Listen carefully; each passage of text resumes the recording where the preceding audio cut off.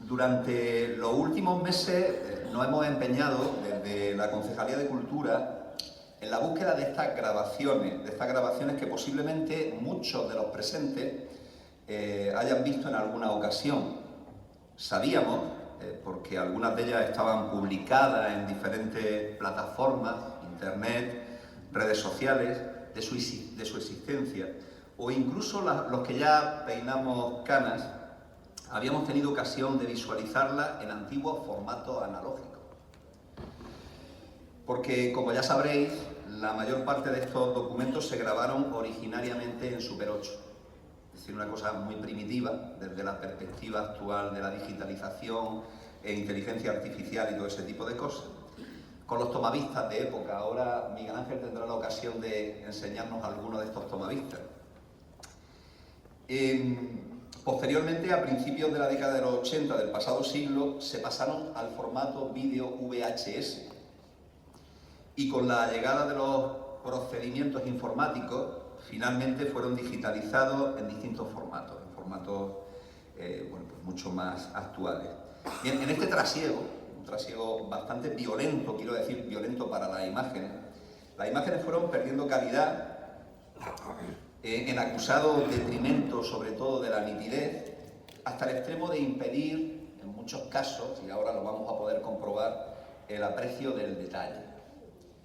Con el fin de mejorarlas, de recuperar esa calidad perdida, han sido sometidas a unos procesos que han consistido en una tímida remasterización, limpieza de vídeo, eliminación de parpadeos, atenuación de ruidos, acentuación de las locuciones, introducción de cartelas y créditos, así como adecuación y estandarización de los audiovisuales a las actuales exigencias de proyección. Palabrería, porque realmente, por muchos esfuerzos que hemos realizado, pues no hemos conseguido darle demasiado esplendor a las imágenes, pero eso no es óbice para concederles precisamente una importancia, que es su propio valor histórico. Porque es verdad que el deterioro de las copias era notable, muy notable, que en algunos casos y en algunos momentos del metraje ha resultado imposible, totalmente imposible, devolverle la calidad pretendida.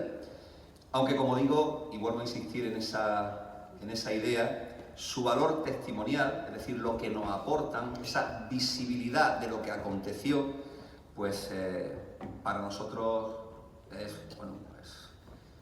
realmente salda sobradamente las expresadas deficiencias, esas deficiencias de las que hemos hablado. Pero yo no voy a seguir hablando más, por lo menos vamos a tratar ahora de ir precisamente viendo esas proyecciones, y vuelvo a insistir, la geografía del desastre la ampliamos. Hoy no nos centramos, aunque también diríamos que el audiovisual más largo se va a centrar en Cuevas de la Almanzora, pero no nos centramos solamente en Cuevas de la Almanzora, sino que ampliamos la geografía desde Occidente, o vamos a hablar de la parte suroccidental de la provincia de Almería, límite con Granada, y lo vamos a expandir hacia el norte, hasta Cuevas de la Almanzora, Santa Bárbara, Albox, etcétera, etcétera. La primera proyección que vamos a ver se titula Inundaciones de Albox, muy poquito sobre Albox. En ese primer documento hay muy poco sobre Albox, sí hay mucho sobre la Rábita y Adra. 18 y 19 de octubre de 1973. Efectos y consecuencias. La duración es de 19 minutos. 19 minutos. Y se trata de un audiovisual realizado, es un audiovisual con locución. Quiere decir que hay un locutor que comenta a medida que va desarrollándose.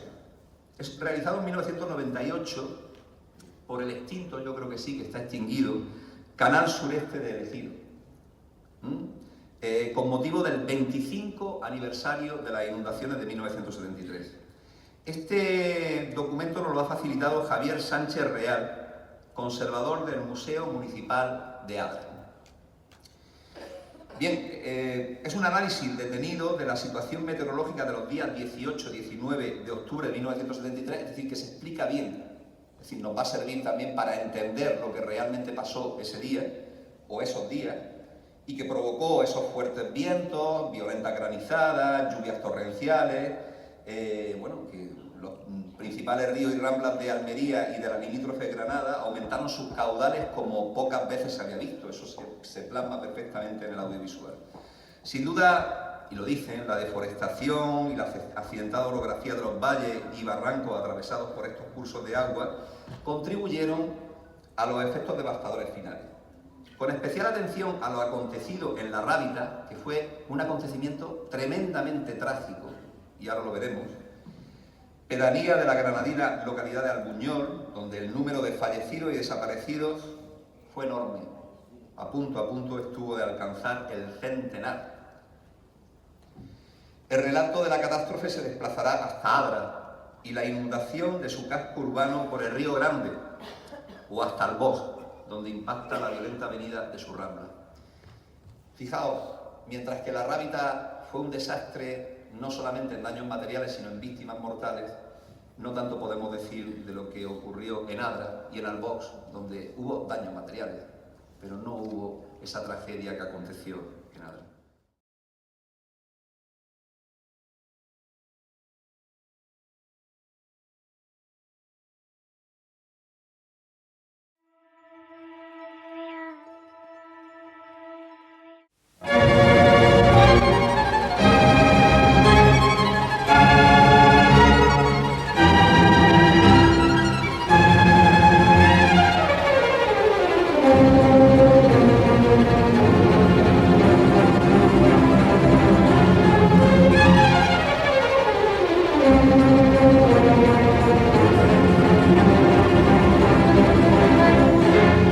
El agua hizo temblar la tierra entre los días 18 y 19 de octubre de hace 25 años. La memoria colectiva no puede olvidar la pérdida de vidas humanas y los graves destrozos materiales causados por el desbordamiento de los ríos más caudalosos de la provincia almeriense. Las generaciones más nuevas con niños de 7 años todavía se comenta y se dice lo de la nube. La nube es la inundación, que es lo que aquí se le conoce como la nube.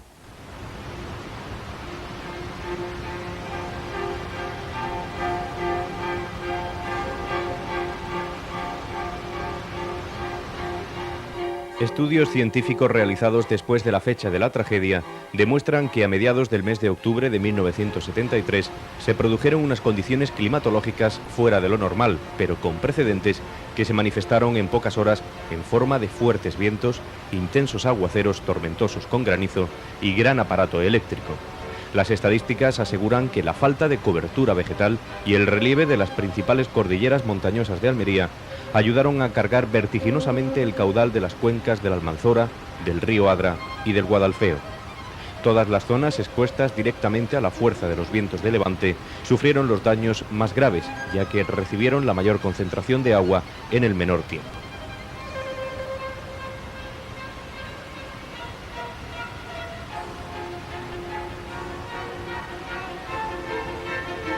Los geógrafos señalan una situación más excepcional, si cabe, en el triángulo comprendido entre Murtas, Trevélez y Vallarcal, donde las precipitaciones fueron superiores a los 200 milímetros. La concentración de aire frío tan cerca de Sierra Nevada hizo que las fuertes lluvias desbordaran los ríos y ramblas que bajaron totalmente fuera de control hacia el mar Mediterráneo, arrasando a su paso fincas, casas y vidas humanas sin que nadie pudiera remediar.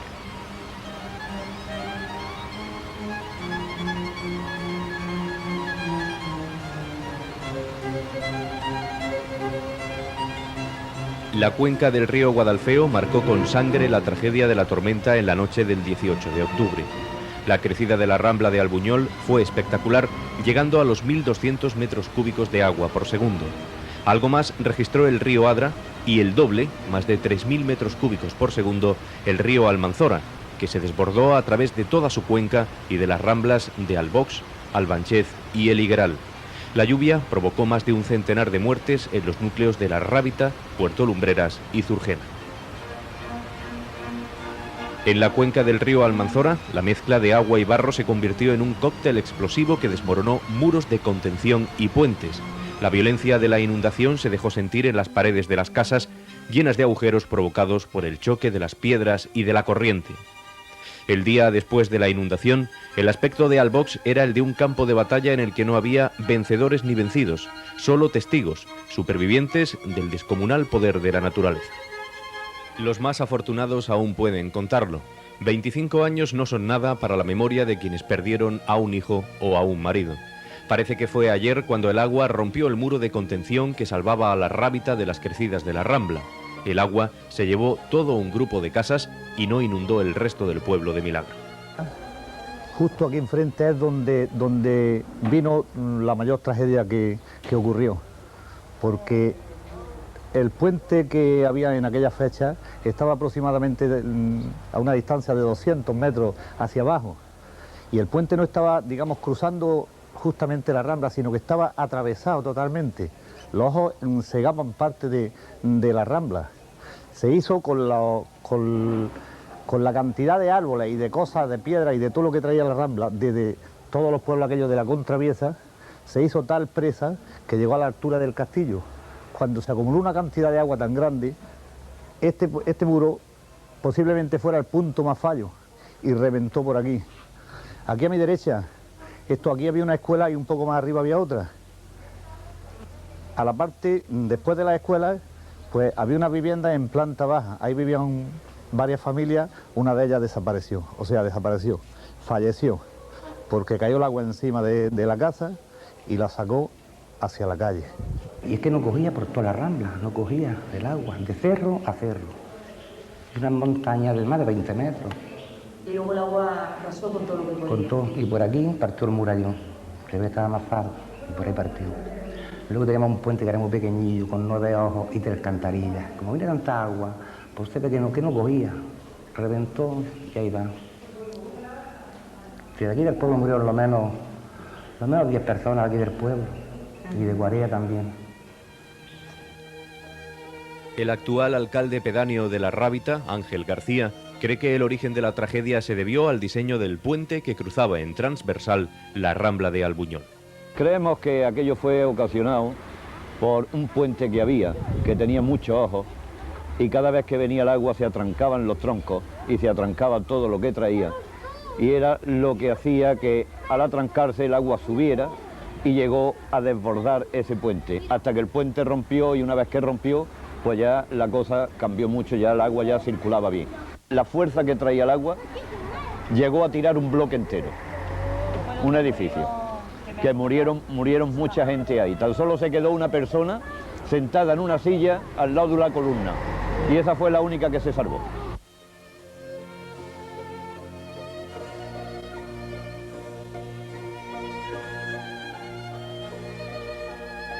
María Teresa Sabio Díaz consiguió salvar la vida al quedarse sobre una silla en ese fragmento de suelo en el segundo piso de la casa que ven en estos momentos.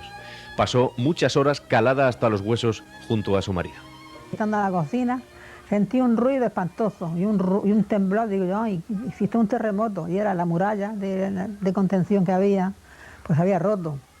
Entonces, como ahora vivíamos enfrente, pues todo ese agua vino a mi casa. Nos fuimos al piso de arriba, porque estábamos en el piso de abajo, nos fuimos al piso de arriba, y allí por la Rambla se hizo dueño de la casa, una habitación por un lado, otra por otro, otra por otro. Nos refugiamos en un rinconcillo así, como con miedo, ahí en un rinconcillo con una silla, y eso es lo que quedó, el rinconcillo ese. Nos quedamos sin casa, sin tierra, todo lo perdimos. Yo me quedé, puedo decir que tengo 25 años, porque nací ese día, todo lo perdimos, me quedé. Ahora que, pues gracias a Dios también nos hemos ido recuperando y aquí estamos. Quien logró salvar su vida se quedó sin propiedades en la mayoría de los casos. El agua arrasó con los enseres domésticos de las viviendas que quedaron en pie. Fueron inservibles los muebles y el resto de las pertenencias. Se llevó 4 puertas, esa ventana, la otra de arriba. Y las escaleras se habrán dado cuenta cuando han subido para arriba, que están todas escalezadas, ¿sabes? Y aquí no dejó ni una cuchara para comer. María Luisa Beas logró con el tiempo rehacer su vida, pero no olvida la escasa suerte que corrieron otras vecinas del pueblo a las que el agua arrastró para siempre. Pero a esto una vecina de arriba la sentimos chillar y abrimos la puerta de atrás. Y entonces se metió ella con una niña suya. Pero antes de entrar, otra que traía en los brazos se la llevaba a la rambla. Las balas que entraban por encima se la llevaba. Pero en un relámpago que hizo, cogió a la chica, la cogió del pelo y ya la pudo meter aquí por detrás. Porque aquí la vecina de aquí, la parte allá, los pobres, si subiera eso para saberlo, Dios, pues se hubieran quedado en su casa. Sí, hubieran sufrido mucho, porque eso se dice ahora. Pero ¿quién siente caer tierra y caer fango y caer agua dentro de la casa y ellos dentro? Pero eso, la pobre se salió por librar a sus niños y se le extravió su marido. Y el coche nuestro que estaba abajo, al marido lo sacaron enterrado, pero ahogado. Y el niño lo sacaron en los hondos del pueblo.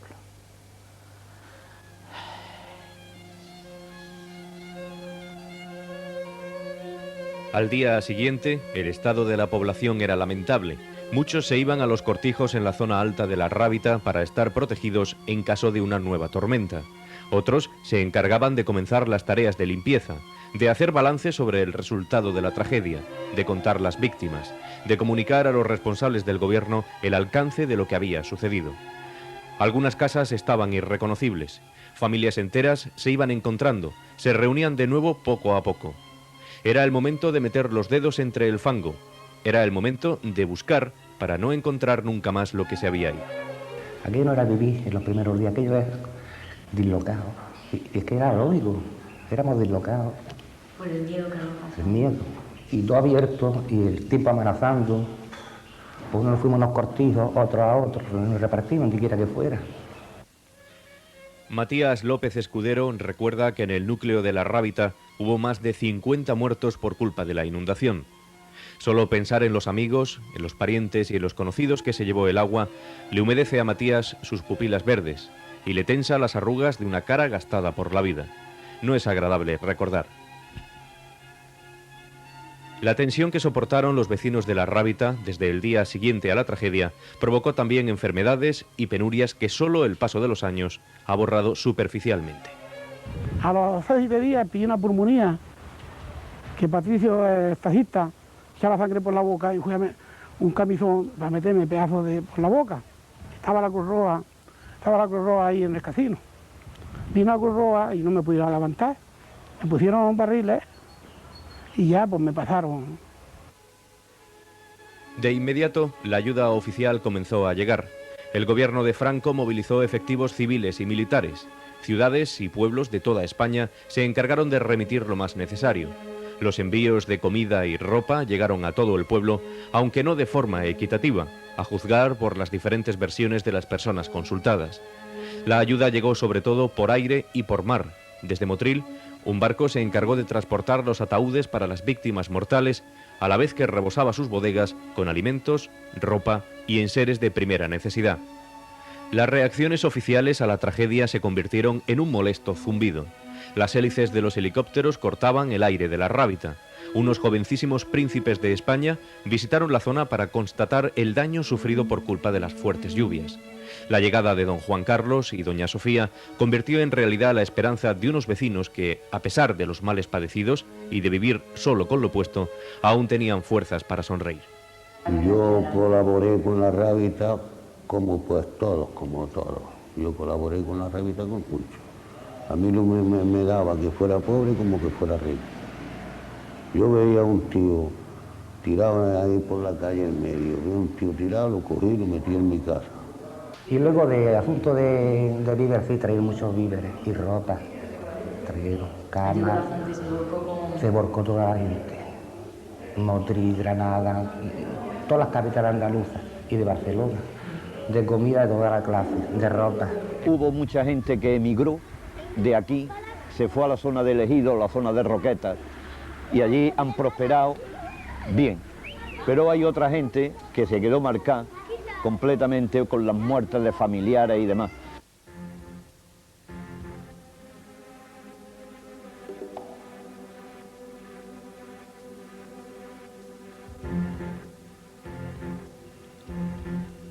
La situación en Adra no fue tan grave, aunque el desbordamiento del río provocó inundaciones parciales en todas las viviendas de poca altura a su paso por la calle principal y la zona baja del casco urbano del pueblo.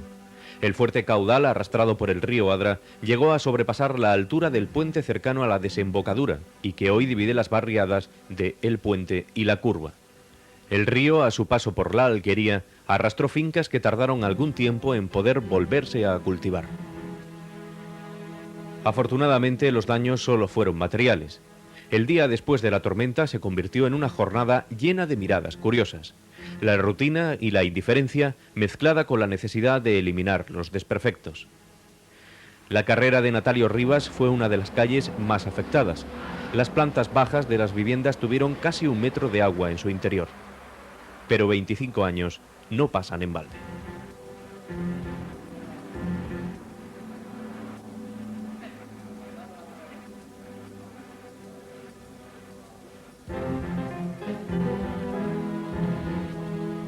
Las zonas cercanas a la desembocadura de las Ramblas no fueron las únicas afectadas.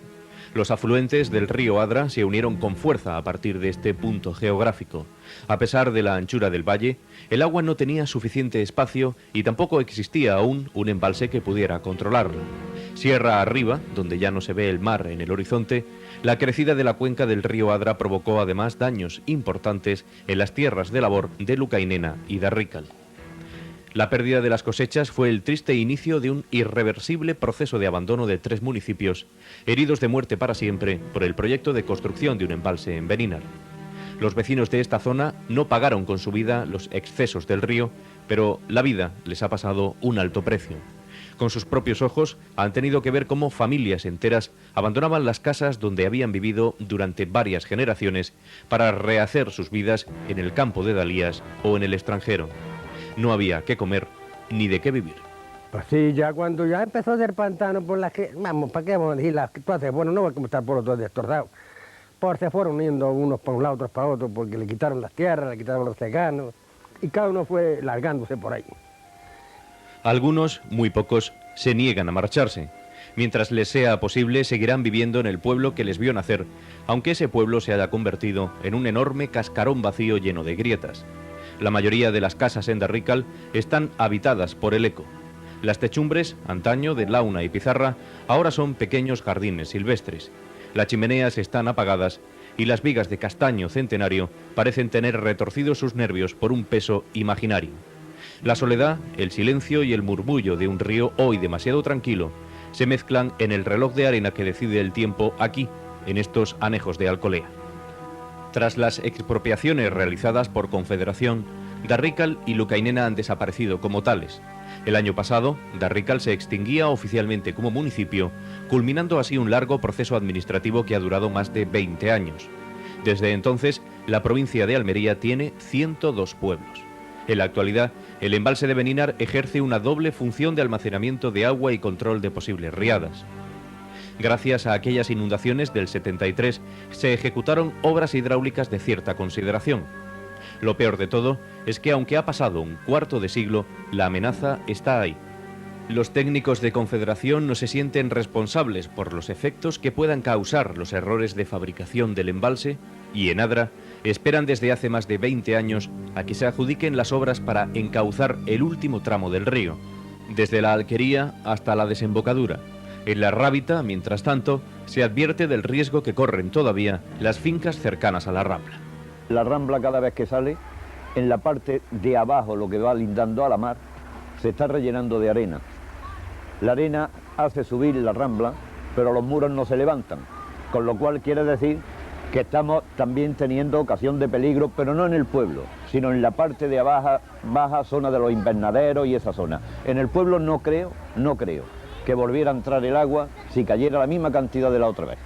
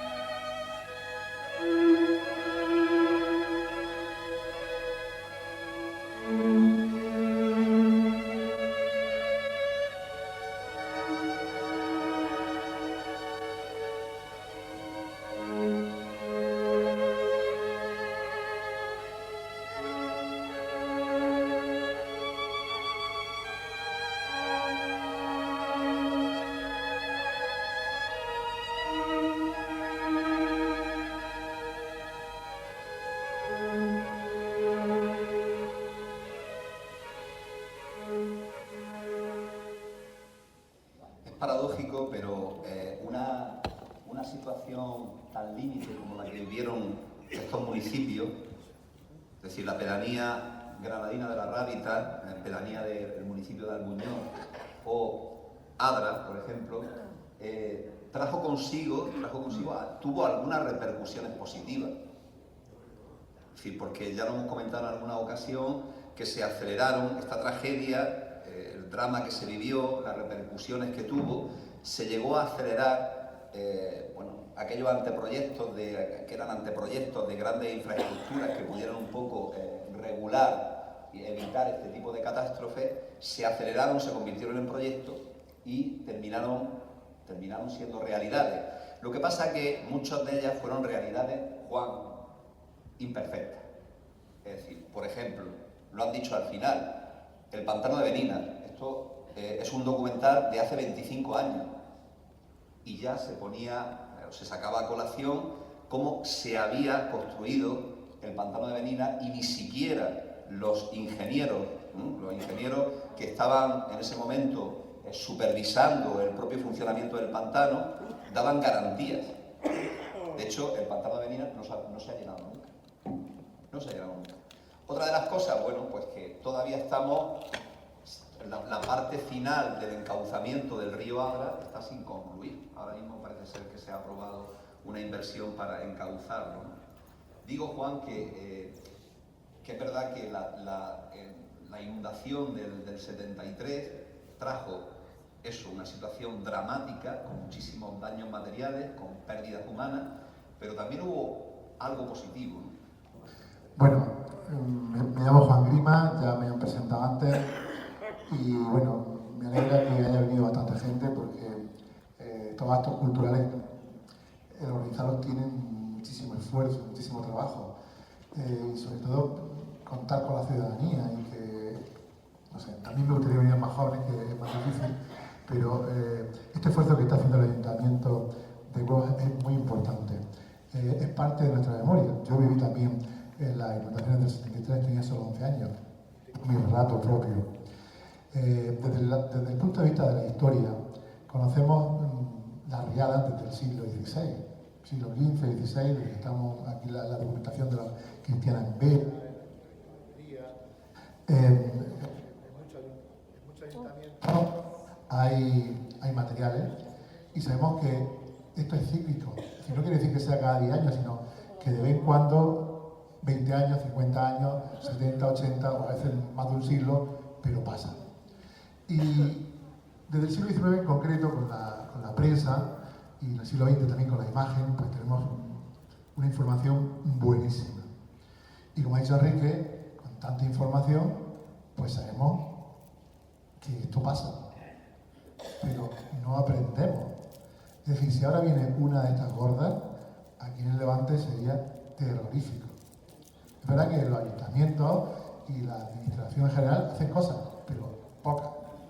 Yo, mi abuela contaba que ella, siendo muy pequeña, la calle principal de Turre es la calle de la Rambla. Antes se llamaba Serafín Cervantes, pero ahora se llama de nuevo calle de la Rambla. Y una feria de Turre, pues empezó a llover tan fuerte, que el agua vino hecha una salvajada y se llevó los caballitos. Y el hombre de los caballitos, por intentar salvarlos, entonces los caballitos no eran tan grandes como los que hay ahora, pues se enganchó y también se ahogó. Es decir, los más antiguos se conocen Turre provocado. ¿Qué han hecho el Ayuntamiento de la democracia? Pues han desviado la Rambla, porque cuando yo era pequeño también, esa Rambla, toda la gente que vivía en esa calle, tenían pues unos maderos preparados porque hasta 1 metro de altura, y los colocaban en las puertas y para que el agua no penetrara. Eso que las casas están en alto, pero era normal que subieran. Eso también lo han hecho en la Rambla de Almería. En fin, que se pueden tomar medidas y se pueden salvaguardar. La prevención es fundamental. Hoy día sabemos que Huelva no tiene el peligro que tuvo en otros siglos. Gracias al pantano, pues por mucha agua que venga, el pantano va a retener y va a aguantar todo lo que se pueda. Y lo mismo le pasa, pues quizá a la Rábita o le pasa a Adra con el pantano de Beninas, pero no todos los pueblos tienen eso. Yo me pienso en el Levante y la gente, hay una cosa que no sabe. Con esto quiere decir que todo el mundo sabe que hay un efecto que es la altura. Por ejemplo, esas ramblas que hay, la Rambla Macena, la Rambla Granadilla, todas esas ramblas que hay en el término municipal, en Carbonera, Mojácar, el propio Riagua, el agua le viene de montañas que tienen casi 1000 metros de altura, pero cuando cae fuerte, eso en 10 minutos, como es prácticamente bajar a toda velocidad, en 10-15 minutos la Rambla Macena está llena. Pero es que en esos 10, aunque sea por una nube de 10-15 minutos que haga fuerte, cuando eso baja, a lo mejor el agua está pasando durante 10-15 minutos, está desembocando, pero esos 10 o 15 minutos son una altura de 15 metros. Conocemos el caso de la Rambla de Granadilla, que se llevó a una italiana que estaba allí, cayó un poco arriba y de pronto allí eran 7-8 metros de altura, y ahí está la esta. O el año 67, cuando un hombre pasaba con su camión por la desembocadura del río Agua y justamente le pilló la lengua de la riada, y ahí 20 años después lo sacaron del fondo del enfrente. Aquí hay 3 focos en peligro en la comarca, y lo digo porque por el tema de la prevención, que esto hay que sacar lectura 50 años después de sacar lectura. Uno es el río Anta. Pensar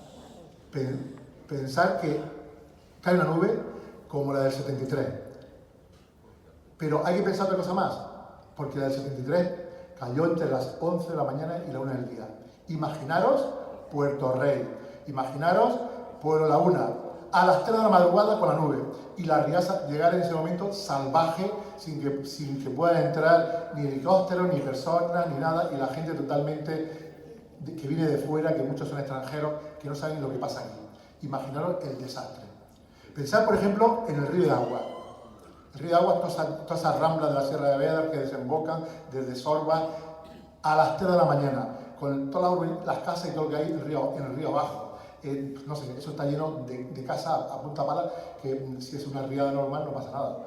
Pero si no es una riada, pensar que ya no hay boqueras. Antes las boqueras iban, cada boquera, 20 boqueras, iban sacando agua del río. Todo eso se ha abandonado. Es decir, el río viene a pelo y no hay ninguna defensa.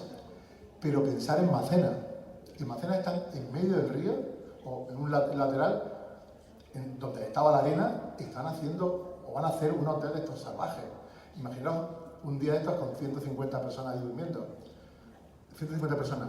Porque si eso está en la Rambla, si algún día una rambla, o actualmente una rambla tiene de arena 100 metros, quiere decir que en un momento dado puede venir agua para 100 metros. Porque en el pasado, esa marca es la marca que en el pasado pasó por ahí agua.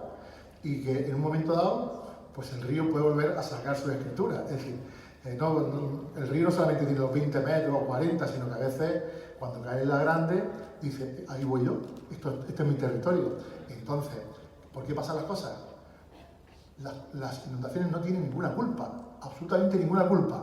La culpa la tenemos nosotros sabemos cómo funciona aquí esto. Tenemos idea clara de que esto pasa, y pasa cada 50, 70, 80 años. Cuando pasa, pues ya vemos, muertos, destrucción, y esto no tiene por qué pasar. Control por parte de los ayuntamientos, control de los técnicos, de los geógrafos, poner las medidas y que no se permita nada, que estamos en el siglo XXI. Prevenir, y si se previene, no ocurre absolutamente nada, como pasa en Japón con los terremotos, o en otros países que toman sus medidas. Ya hemos visto lo que ha pasado en Valencia, es decir, se ha utilizado un material, en fin, que prevenir.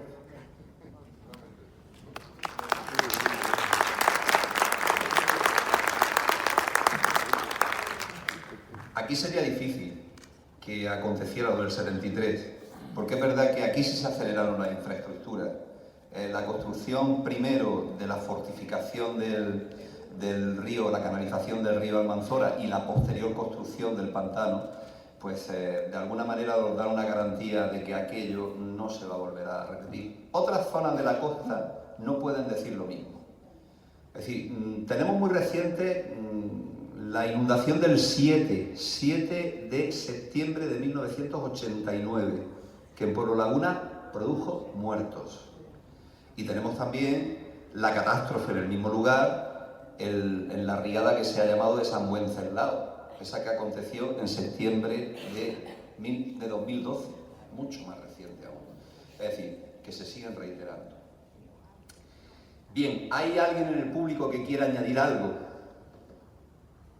¿Alguna aportación por allí? Y bueno, mi hermana y yo, ¿sabes? Venimos de Santa Bárbara. Y yo con 10 años fui testigo de cómo se llevó la riada el puente de hierro de ahí de Santa Bárbara, de Ovea. Sí. Y yo tenía 9 años cuando pasó la riada. Lo recuerdo pues, desde mi punto de vista de niña. Recuerdo a mi madre, mi padre se había ido a trabajar y no volvió. No volvía. Y recuerdo cómo llevaba a mi hermana en brazos y a mi hermano agarrado de las manos a casa de mi abuela y lloraba porque no llegaba. Y bueno, ya la consolaba y recuerdo cuando ya nos íbamos cómo mi padre, que fue un héroe anónimo, venía con un niño pequeño agarrado de la mano porque le pilló la riada al otro lado del río y no pudo volver a casa. Y esos son mis recuerdos de aquel Pero que día. tiene ese recuerdo lo tienes muy nítido todavía, ¿no? Sí, por supuesto. Luego ya por la tarde recuerdo haber ido con mi tía desde las calles del barrio, en alto, se veía la ramblilla de Zarzal, donde está la ermita, donde está ese museo de Javier que ha nombrado antes, y aquello era un lago. Yo lo veía, no sé, aquello yo lo viví. Pero en realidad lo que pasó en Adra... Bueno, aquello fue de día. Mi marido es de Albuñol, sí. Y él siempre me ha contado de lo que había pasado. Pero la fortuna de Adra fue sobre todo porque lo que entró en el casco urbano fueron casi aguas mansas, es decir, fueron aguas con muy poquita corriente. De hecho, claro, y era de día también. De hecho, no causó tanto destrozo como inundación de barro, ¿no? O sea, que el problema principal fue el barro y la inundación de los barros. Claro, no hubo víctimas mortales, no hubo nada. Muy bien, gracias.